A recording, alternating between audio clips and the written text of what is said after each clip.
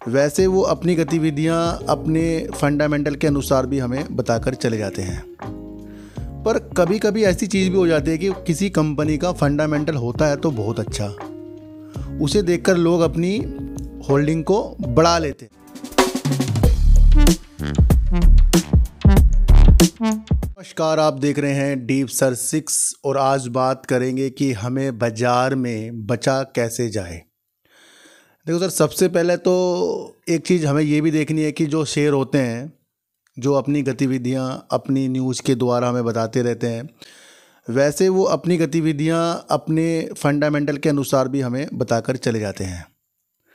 पर कभी कभी ऐसी चीज़ भी हो जाती है कि किसी कंपनी का फंडामेंटल होता है तो बहुत अच्छा, उसे देखकर लोग अपनी होल्डिंग को बढ़ा लेते हैं कि भैया नहीं, ये शेयर अच्छा है क्योंकि इसने स्किनर पे सब कुछ अच्छा कर दिया है।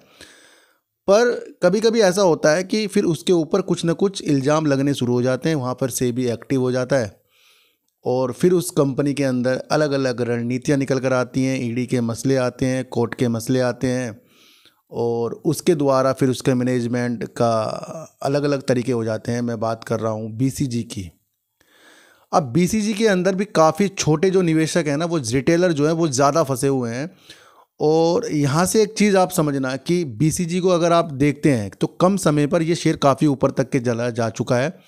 अब ऐसा नहीं है कि इसके अंदर से एकदम से ये निगेटिव हुआ है, ये भी आप समझ लेना।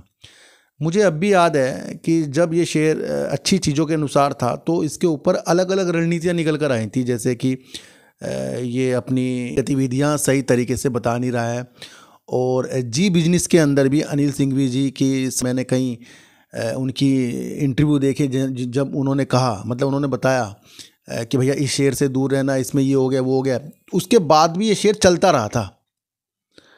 अब जब कोई बड़े बड़े लोग आपको किसी चीज़ के न्यूज़ के अनुसार बताएं या गतिविधियों के अनुसार बताएं, हम उस पर अमल नहीं करते, ये हमारी सबसे बड़ी गलती हो जाती है। पर उसके बाद फिर हम देखते हैं ऐसे ऐसे यूट्यूबरों की वीडियो जो कहते हैं कि तो रॉकेट बन जाएगा, ये हो जाएगा। वो उस रणनीति, उस साइकोलॉजी को नहीं समझ सकते जो हमें बहुत ज़रूरी है समझना। और अगर आपने मेरी वीडियो बीसीजी में देखी होती तो मैं कह के थक गया, भैया जिस कंपनी ने अपने नाम को चेंज कर लिया हो, जिस कंपनी ने ईडी के मसले हों, देखो सर ईडी के मसले जो भी उसके अंदर चीज़ें हुई हैं, उसके बावजूद भी लोगों ने इसके अंदर एंट्री बनाई है। ऐसा नहीं हुआ इसके अंदर कि एकदम से एकदम बंद हो गया। इसके अंदर सबको कुछ पता था, उसके बावजूद भी लोगों ने ज़्यादा पैसा डाला।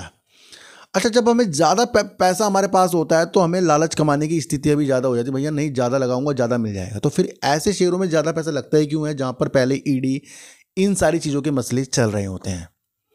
तो सबसे पहले तो मकसद यही है कि अगर आपके पास पैसा है तो आप उसे अच्छे शेयरों पे लगाएं। और अगर आपका मन करता है कि भैया नहीं मुझे तो पैनी पे ही फंसना है, तो वहाँ कम कर दो, यही इसी तरीके से बचा जाएगा। और जब बड़े बड़े लोग बोलते हैं, ये जी बिजनेस वाले, सीएनबीसी आवाज़ वाले कुछ अच्छी चीज़ बोल दें और आप सोचो यार ये तो हो नहीं रहा है, पर भैया वो आगे होता है। बीसीजी के अंदर काफ़ी निगेटिव चीज़ चल रही थी, उसके बावजूद भी लोग एंट्री करते जा रहे थे। तो जब हमें पता ही नहीं है बाज़ार में कि हमें कब समझना है, कब हमें अपनी रणनीति को अच्छा करना है, तो फिर हम बाज़ार में कर क्या रहे हैं? मुझे यही समझ में नहीं आती चीज़ें। और अगर फंसना भी है तो फिर कम शेयरों के साथ फंस जाओ। अभी भी ऐसे कोई पेनी स्टॉक हैं जहाँ लोग लाखों शेयर लेके बैठे हैं, फिर कहेंगे कि हम फंस गए। भैया सब कहते हैं कि पहले अपने को भाप लो, अपने को जांच लो, कंपनी कैसी है, बिना सोचे समझे पैसे मत लगाएं। कितने फ्रॉड हो रहे हैं, लोग टेलीग्राम तब भी ज्वाइन करते जा रहे हैं। तो सबसे पहले तो मकसद हो गया अपने को बचाने का। अच्छा, थोड़ा सा मैं आपको और बता दूं कि बीसीजी के अंदर जब इसकी ट्रेडिंग बंद हो गई, बीएसई एनएसई ने कर दी, भैया आपने सेबी के जो चीज़ें होती हैं उसको पूरा नहीं करा, रिजल्ट आपने सही समय से नहीं दिया, तो भैया आपकी ट्रेडिंग हम बंद कर देंगे। तब मैंने आपके लिए एक वीडियो बनाई थी, अगर इसकी ट्रेडिंग इसके रिजल्ट की वजह से बंद हो रही है और ये कह रहा है मैं रिजल्ट दूंगा, तो जब तक कि ये रिजल्ट नहीं देगा तब तक कि ये बेस्ट नहीं हो सकता। पर हाल ही से 2 हफ्ते से इसके अंदर लग रहे हैं अपर सर्किट।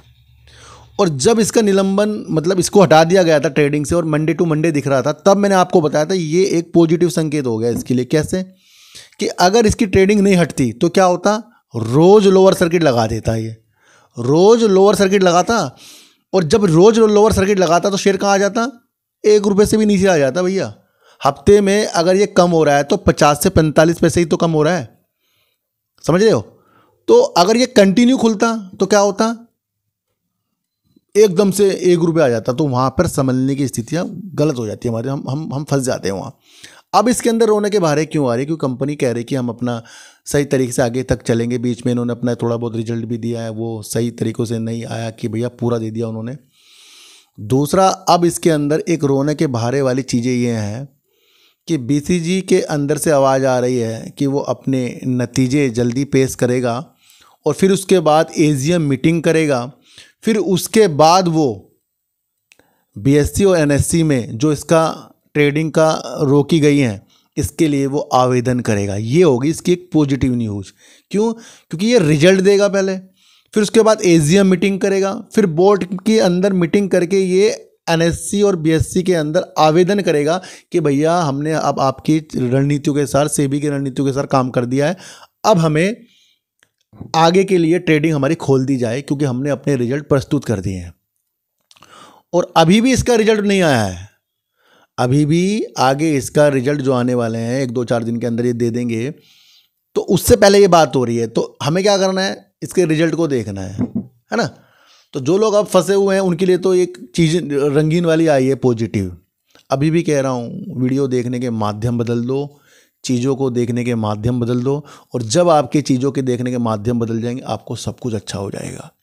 क्यों हमें हर एक कंपनी के शेयर नहीं लेने चाहिए, क्यों हमें हर एक शेयर की वीडियो नहीं देखनी चाहिए नए नए शेयरों के ऊपर, क्यों हमें ऐसे लोगों की वीडियो नहीं देखनी चाहिए वो जो खुद कहता हो कि मैंने लॉस बुक कर लिया है, आप भी लॉस बुक करके सीख सकते हो, और वो भी 5-5 लाख रुपए का लॉस जो बुक करता हो। ऐसी चीज़ों से भी गुमराह आपको नहीं होना है, क्योंकि आप और हमारी क्षमता नहीं कि हम 5-5 लाख के लॉस बुक करें और फिर हमारे पास पैसा ही ना बचे। क्यों फिर ऐसे चीज़ों के ऊपर लोग वीडियो बनाते हैं और फिर क्यों हमें तरसाते हैं कि भैया आपको ख़रीदना, आपके लिए ये हो गया, आपके लिए वो हो गया, आप खरीद लेते हो, बाद में वो कहता कि भाई मैंने भी लॉस बुक किया है। ऐसे भी लोग हैं। तो ये सारी रणनीतियाँ मैंने आज आपको अपने दूसरे चैनल सार्थक बाजार से मैं समझाई है। अच्छा, दूसरी एक चीज़ मैं आपको बता दूं, आज मैंने आपके लिए आर पावर और अडानी पावर की आपस में एक समीक्षा की है, उस चीज़ को आपको समझना। अच्छा, एक चीज़ मैं आपको और बता दूं कि अगर आपको मोरपैन लैब की क्षमताएं जाननी है, और मैं क्यों नाराज़ हो जाऊंगा मोरपैन लैब में जिसने मेरे से कुछ क्वेश्चन कर लिया, पूछ लिया, तो वो भी रणनीति आज मैंने आपको अपने दूसरे चैनल सार्थक बाजार से मैं बना दी है। 8 बजे से 9 बजे के बीच में वो वीडियो आती है भैया, वो लाजमी अच्छी होती है। अच्छा, इसके अंदर जो कमेंट करते हैं भैया, मैं इसके अंदर कमेंट का जवाब जल्दी से नहीं देता, और मैं इसके अंदर जो कमेंट है उसका जवाब अगर आप मेरे सार्थक बाजार से में जानना चाहते हैं तो वहाँ पर कमेंट कर दीजिए, मैं वहाँ पर आपके लिए सारी समस्याओं का समाधान कर दूंगा जो मुझे आता है। तो बाजार में सबसे पहले खुद को गुमराह बिल्कुल भी नहीं करना है। हर एक चीज़ जो निगेटिव होती है पहले वो लालच दिखाती है, पहले उसके अंदर अच्छी चीज़ें आती हैं, बाद में उसके अंदर निगेटिव चीज़ भी आती हैं, पर वो जल्दी से नहीं गिरता। फिर भी हम एक आस में लग जाते हैं कि कुछ अच्छा हो जाएगा। जैसे JP एसोसिएट के अंदर भी कुछ अच्छा हो जाएगा, वहाँ पर भी आपको समझना था कि वहाँ पर भी JP एसोसिएट के अंदर एक दिवालिया प्रक्रिया जो 6-7 साल से लगी हुई थी उसे NCLT ने स्वीकार किया, तो ये उस दिन से ही निगेटिव था। फिर भी लोग कह रहे हैं कि अडानी इसके कारोबार खरीदेगा। वहाँ भी मैंने आपको समझाया था भैया कारोबार कहाँ से खरीद रहा है, क्यों खरीद रहा है, वो सारी रणनीतियाँ मैंने आपको समझाई है ना। तो जब हमारी प्रतिक्रिया बहुत अच्छी हो जाएगी वो तब होगी जब हम सिचुएशंस को समझें। और JP एसोसिएट की वजह से बेचारा JP पावर भी टेंशन ले रहा है, वो भी कभी तेज़ी दिखा रहा है, कभी कमी दिखा रहा है, क्योंकि उसका जो दूसरा भाई है वो अभी दिवालिया प्रक्रिया की चीज़ों के साथ फंसा हुआ है। अगर वहाँ कुछ और अच्छी न्यूज़ आई तो तब कुछ और अच्छा JP पावर के लिए भी हो सकता है कि JP एसोसिएट के अंदर अगर कुछ ऋणदाता मान जाएं, बाद में कुछ चीज़ें हो जाएं, वो हो जाएंगी तब होगा ना। तो उन चीज़ों को भी आपको समझना है। तो आज की वीडियो से आपको समझना है कि हम खुद को ही फंसाते हैं। खुद को अगर हमें बचाना है तो पेनी स्टॉक पे ज़्यादा दिमाग नहीं लगाना है, और अगर ज़्यादा दिमाग लगाना है तो कम पैसों के साथ निवेश करना है, वो डूब जाए इस वजह से देखना है। और जो भी शेयर के अंदर निगेटिव चीज़ आती है पहले वो न्यूज़ के द्वारा आती है, वो हमारे सामने होती है, पर उसको हम भापते नहीं, हम सोचते हैं सब कुछ अच्छा हो जाएगा। बस यही सबसे बड़ी हमारी एक गलती है। चीज़ों को समझेंगे तो सब कुछ अच्छा रहेगा। आज की वीडियो से आपको क्या समझने को मिला एक बार मुझे ज़रूर बता देना। तो फिर मिलेंगे आपसे वीडियो के साथ, जब तक के लिए नमस्कार।